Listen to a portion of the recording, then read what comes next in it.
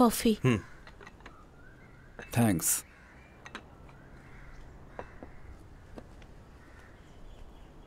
Please coffee খান। যা কিছু আমার সাথে সেদিন হয়েছিল তা দুর্ঘটনা ছিল না, ওটা একটা পরিকল্পনা ছিল। আমি খবর পেয়েছিলাম যে সামাঞ্জারির কাছে একটা অজ্ঞাত লাশ পাওয়া গেছে। ওখানে গিয়ে জানতে পারলাম যে ওই খবরটা ভুল। তখনই কালো রঙের একটা গাড়ি ওখানে এলো।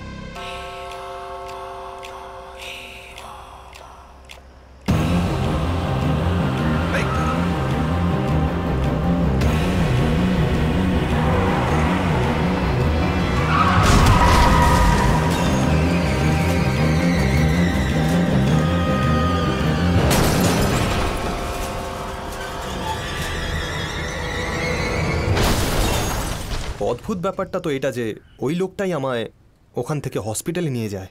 জানেন ও কে ছিল? ওর নাম হলো বেঞ্জামিন। কি? যে আপনাকে মারতে চাইছিল সে আপনাকে বাঁচাতে চাইবে কেন?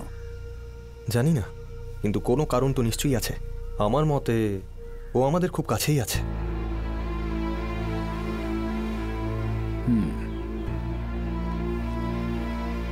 নো থ্যাঙ্কস, এখন না। আমি খেতে পারি?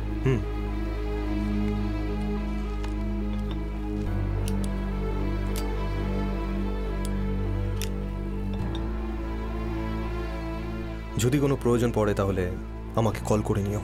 Sure sir. সাহায্য করার জন্য ধন্যবাদ। অরবিন্দন, বি অ্যালার্ট, খুব সাবধানে থেকো। নিশ্চয়ই স্যার।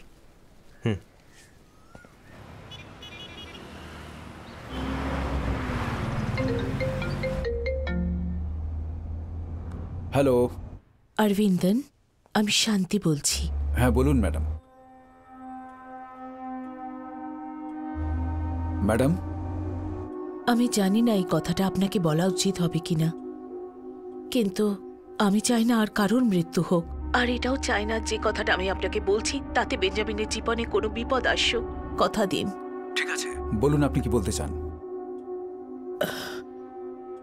প্রতি বছর ফ্রান্সিসের মৃত্যুবার্ষিকীতে আমি ওর কবরের ওপর ফুল রাখতে যাই, কিন্তু প্রতি বছর আমি ওখানে পৌঁছানোর আগে থেকেই ফুল রাখা থাকে।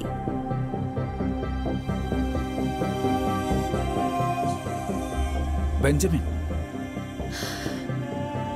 হ্যাঁ, কাল ফ্রান্সিসের মৃত্যুবার্ষিকী। বেঞ্জামিন নিশ্চয়ই ওখানে আসবে।